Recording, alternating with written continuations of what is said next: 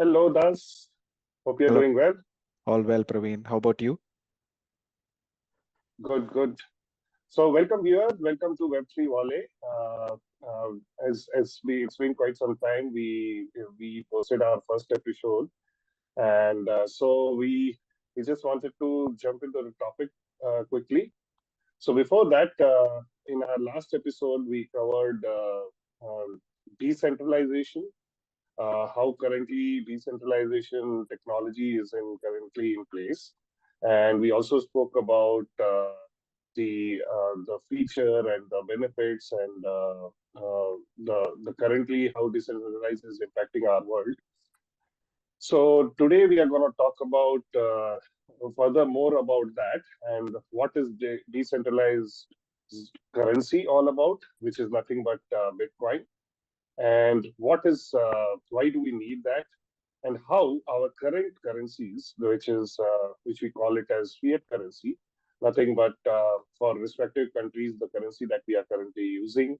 Example, for India it is rupees, for US it is dollar. How and what kind of challenges these currencies or fiat currencies are facing in the current economy. So with that, without wasting much of our time, we just move to the topic directly. Pass over to you. You can Yeah, right. Thank you, Praveen. dive into the topic.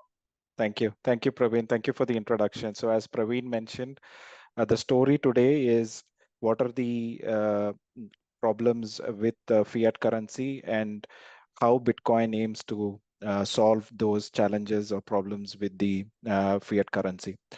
So let's directly dive into the topic. So let's begin with the fiat currency and how fiat currency has been faring over the last 10 years from 2012 to 2022. As you can see, I have taken some of the major currencies, not all the currencies, and the sources from the internet, so you can look it up yourself. So I have taken 5 currencies: Indian rupee, Japanese yen, euro, and Chinese yuan, and Australian dollar. And if you look at it, you would see that most of the currencies are on a decline. Especially last year, we had a huge decline because US dollar went up, and if you look at the chart from 2012 to 2022, Japanese yen had the most decline of 64%. Japanese yen was 80 yen. I'm sorry, Japanese unit. Japanese yen 80. It was 80 yen per dollar, and it ended up with 131.5 yen in 2022. So in a course of 12 years, it declined about 64%. Indian rupee, which started at 55 rupees in 2012, has declined over 47% or close to 47%, and it was trading at 82 rupees per dollar in the year 2022, and it keeps fluctuating. Overall, the message is that the currency has been declining over the last 10 years or so. So what is the major reason? Now, what are the reasons for these currencies declining over the last 10 years? So if you look at it, it all boils down to demand and supply, right? So the value of any good or services depends on demand and supply. So currency is nothing different. It is also monitored, or it is also governed by the forces of demand and supply, basics of economics. And so let's look at one part of the equation, which is the supply side of the equation. We'll leave demand side of it for now, and let's talk about supply side of the equation. And if you look at the supply side of equation, the chart that you're seeing on your screen talks about the global debt, right? And this is nothing but the amount of money that governments around the world have borrowed and spent in the last 6 to 10 years, right? From 2014, if you look at the chart from 2014 to 2021, there has been a tremendous increase in global debt. We started from around $210 trillion of debt to we are close to 300 trillion dollar debt by the end of 2021, and today we are in 2023. It has already gone over 300 trillion dollars. To give you an example, $1 trillion is $1,000 billion, and it's not easy. India took 75 years or so to get to three trillion dollar economy. So you can imagine if a country can take 75 years to reach to $3 trillion, we are talking about a debt of over $300 trillion. So how many years would that take for us to repay that debt? Now you might ask me, that's why should I be concerned about global debt? It really doesn't affect me. Well, you're wrong. The global debt is the debt owned by each of the governments across the world, and the government debt has to be paid by the citizens of those countries, right? So if the debt of the government keeps going up, it means that you will have to pay higher taxes. The government has to recover more money from you in order to be paying off those debts. So yes, you should absolutely be concerned with the amount of debt that the governments around the world have been taking. Um, moving, so Especially, yeah, go ahead.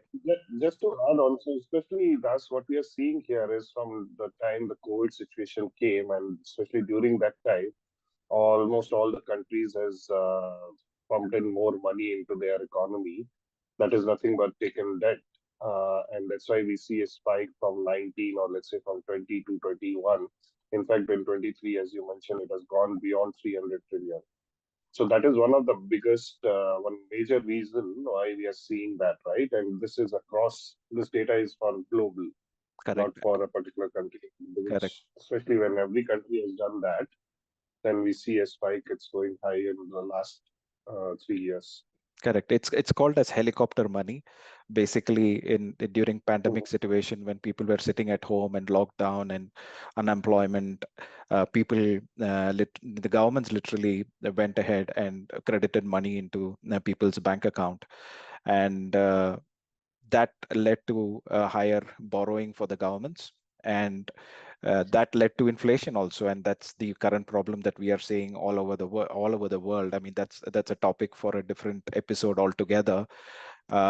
But the idea behind this chart is that we've been spending as governments, the governments across the world have been spending way more than their income. And if you look at it on the right hand side, it is you see the percentages. So the percentage to GDP. Now GDP, I'm no macroeconomic specialist, but in simple terms, GDP is your income, and debt is what you are borrowed, right? So your income, your debt to income is 370%. So you are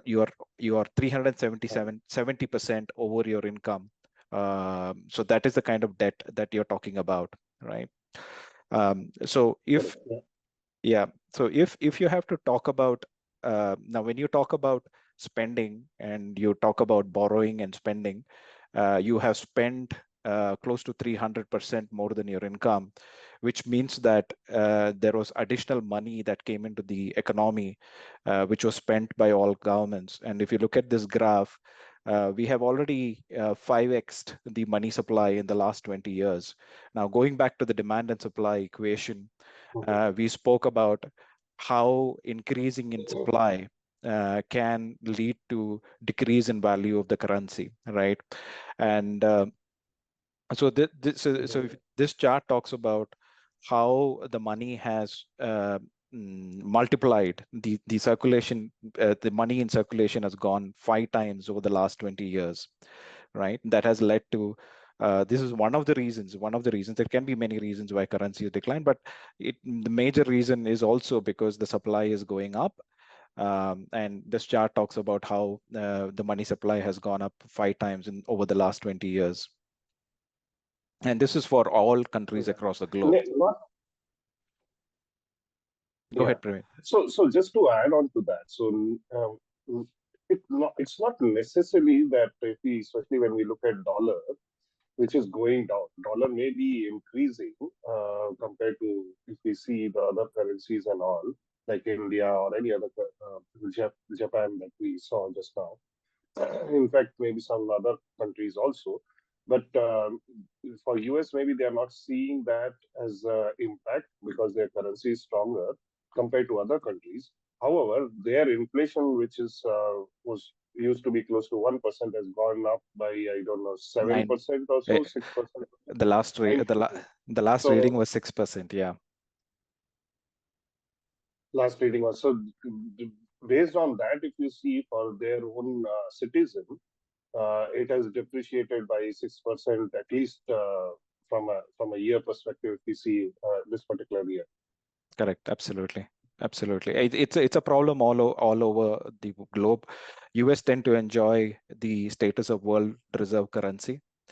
Because the international trade happens in US dollars, there is always constant demand for US dollars. So they are very safe. And that's, that gives them that privilege to be sitting nice. But for all the emerging countries, it's going to be very difficult. um, Mhm, if the US dollar keeps going up, then the emerging country currencies, if it keeps falling, then it is, it is not very comfortable for the people. Now, I missed to cover one point when we spoke about the currency mhm, on declining currency. Some people might ask, so what? My currency is going down, so how is it going to affect me? One thing that you have to remember is that we as a nation, India as a nation, is a net importer, and we import a lot of oil. And the if we pay more money for the oil in denominated in US dollars, and the inflation picks up, right? Because there is a lot of transportation that happens. You need to mhm, move goods and services, and if the oil costs more, the inflation obviously goes up, and you have to pay more for goods and services.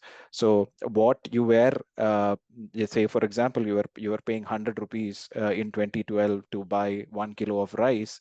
The same 1 kilo of rice would cost you 147 rupees today. So you have to pay 47 rupees more because your currency has depreciated by 47 rupees, right, over the last 10 years. So that's why we need to be watching how the currency rate is fluctuating, and how much it is depreciating, right? So moving ahead, so we spoke about globe. Now let's talk about India, because we are in India, and how is our GDP? mhm, How is our debt to GDP? Now this is the data that's from IMF, and it was also included in the union budget documents. It is, we are close to 90% in debt of our GDP. Um, so, like, unlike other nations, developed nations are over 100% of their borrowing and spending is more than what what they earn for major countries. US is leading the chart, as you see. US, UK, all the developed nations are leading the GDP, debt to GDP ratio. But India is also not far away. We are getting to 90% of our income. So basically, 90% of what we earn, um, we need to spend that to service our debts, right? And this is a chart again. This is a source from the internet, and uh, you are the our GDP. One good thing about our country is that we have been improving on our GDP, and which is our revenue, right? We started with 1.9 trillion dollars, and we are close to 3.4 trillion dollars, which is almost a 79% up in GDP. Having said that, we are also increasing our debt, and that is the amount that we borrow and spend as a government, right?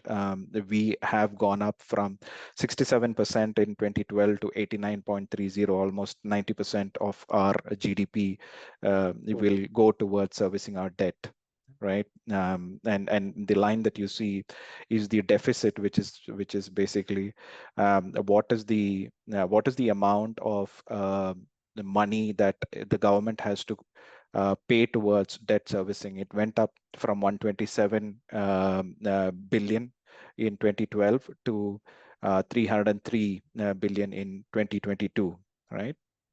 Yeah. Moving ahead, this talks about the global deficit. Um, Again, the uh, we spoke about the debt across the globe, and this chart gives you an idea about what is the global GDP. The first row talks about the debt, right? So if you look at 2012, globally, our revenue or GDP was $73.6 trillion, and our debt was $163 trillion, which is almost close to double, right? And as we move along through the years of 2022, you see that our last year revenue is 93. As a globe, we are making 93.8 dollars, 93.8 trillion dollars as GDP, and our debt is almost $311, $311 trillion. I don't know why I keep saying dollars, $311 trillion, and that is a massive, massive amount of money.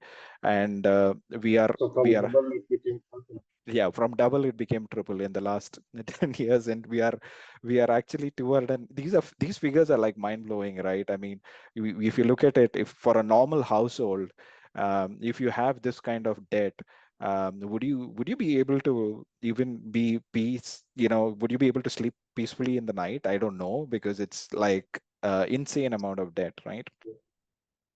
And one of the Yeah, yeah. reasons, yeah, and one of the reasons is because we have also increased borrowing, we've increased money supply, so the supply has gone up tremendously, right? And if you look at India's money supply has also gone up by 76% over 2012 to 2021. And we can always debate about whether these debt is good debt or bad debt, right? Regardless, good debt is basically the government is spending on infrastructure, and basically investing in things which will yield the money, right? Those are productive investment, productive debt. There can be unproductive debt, which is you're paying your pension, you're paying you're giving subsidies, your electricity bill is being waived off, you're giving gas subsidies. So all these are debts which are unproductive, right? You can always argue whether it is a good debt or bad debt. Regardless, I mean, having a 90% of your revenue going towards paying your debt is not that great, unfortunately, right? And we have spent as well, and a lot of it, like you mentioned before, is during COVID pandemic, where the governments had actually had to pump in a lot of money in the economy, right? So the next, so going So we, forward. we, we Mhm. can add here in this, we can also add NPAs also, right? And we have Correct. so many NPAs. Yeah, Losses to big companies, yeah, either let's say doing fraud, or let's say they get going bankrupt, and yeah. because of which then that company is also gone. Correct, absolutely. And so moving along, so if you had 50,000, right? If you had 50,000 rupees invested in 2012, right? And like we basically taking three scenarios. If you had just 50,000 rupees, and if you had held that in cash, and if you had invested in So Bitcoin. so that Hmm. before Hmm. yeah before we conclude, so basically whatever we spoke so far Hmm. was mainly talking about how currently our economy of Yeah, different countries is doing generally, how our current fiat currencies, which is nothing but our own currency like rupees or dollar and all, are currently working in the centralized world, right? correct. Which is owned by the government. Means they are regulated by the government and all. And as we started the topic, means that okay, why decentralized and why Bitcoin and all. Now we have given some so far we have provided some summary about how currently our fiat currencies are performing, and now on this slide we will just quickly talk about if we compare that with the decentralized currency, where we stand, right? Absolutely. I think you nailed it. With the first few slides, we spoke about the challenges and the problems we have with the fiat currency. Basically, there is overload of supply of fiat currency, which is not helping us, which Yeah. is debasing the currency, and it leads to inflation. So that is the problem, right? And how Bitcoin is going to address that problem is what we're going to look at it in the next slides. So if hypothetically, if you had invested 50,000 rupees in Bitcoin, and if you had just held 50,000 rupees in cash, and if you had deposited or if you had bought Bajaj Finance equity, which is supposedly one of the best performing equities in the last decade, then these would be your the current value of your investments, right? So if you had invested, if you had just held cash in 2012 with 50,000 rupees, your currency valuation would have come down due to currency fluctuation. It would be worth 32,000 rupees approximately now. If you had invested in Bajaj Finance in 2012, you would be sitting at around 7 lakh rupees now. At the same time, if you had invested in Bitcoin, which nobody had clue about in 2012, and I don't know how we could have invested even if we had known, you would be sitting at a whopping crore and 9,000, right? And again, I'm not here to sell Bitcoin. I'm only saying why Bitcoin, right? So just to give you an idea of the return potential of the crypto and digital asset class. Um, so moving ahead, so let's talk about why has it given so much of so much return percentage, right? It has given whopping, you invested 50,000 and you actually end up with 1 crore rupees in 10 years. I don't know which other asset class would have given you that kind of returns, but it's risky, etc., etc. But let's just understand the Bitcoin and what is it mainly trying to address. Firstly, it is decentralized. It is not governed by governments, right? It is not governed by any private body. It's a private money, literally. But private money, if you give it to a private company, it becomes centralized again. But private money here is decentralized. So nobody has control over Bitcoin. It is a decentralized network. From a supply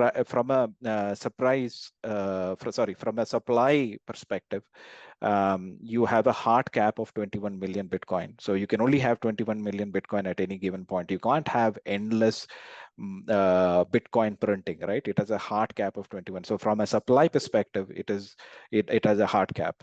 And if you look at it, 18.9 million Bitcoins have already been mined, or 18.9 million Bitcoins are already in circulation. There are only 2.1 million Bitcoins left to be mined. We call it mined, or it is scheduled to be released, right?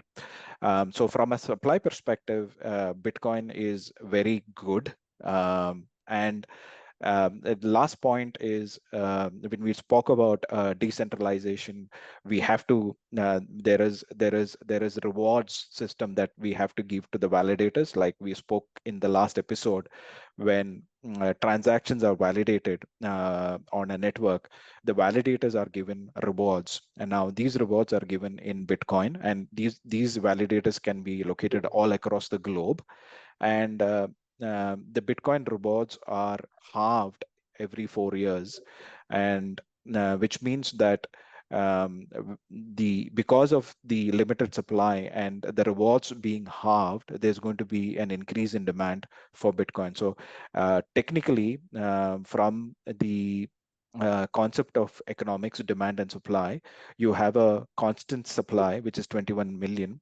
And if the demand keeps going up, the answer is the value of Bitcoin should keep going up, right? It's a number go up technology.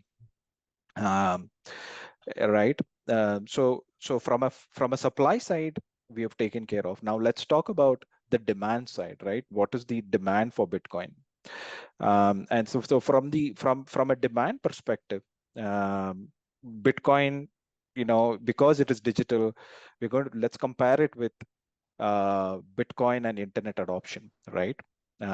So if you look at it, the dotted lines are internet adoption, and the blue line is Bitcoin adoption. And to the left, you see is the price prediction of, sorry, I'm trying to move things around. So from a price perspective, you see on the left hand side is the price. So currently we are, I mean, this chart was taken in 2021. So from a 2021 perspective, in the price of Bitcoin, we were at about 10% adoption of Bitcoin, and the price was about $10,000, right?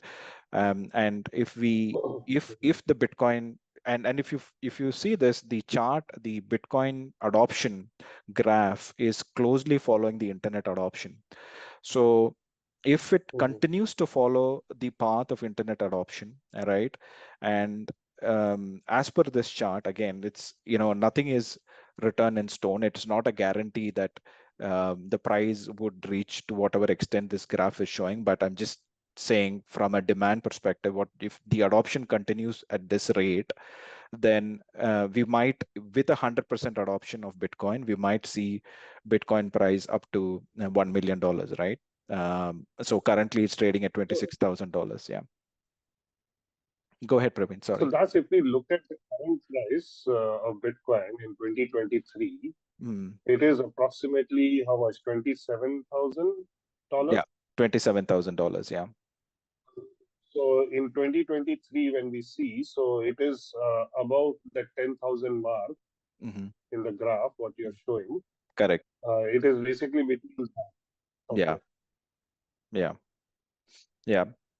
So I think the key thing is nobody can predict this, right? Tomorrow governments can come and clamp down and say no more Bitcoin, which is already happening in different countries. Uh, but Mhm. yeah, this is just a theoretical, hypothetical thing that it is a digital money. We use internet.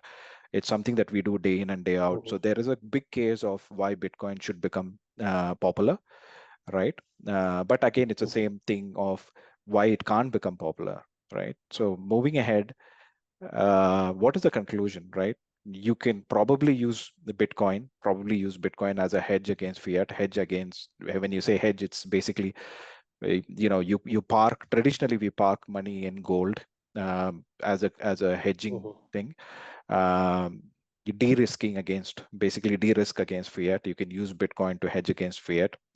The main thing that if you invest in a Bitcoin, again, that's if no compulsion, you need to monitor adoption. Like from a supply perspective, it is all taken care. It is only 21 million.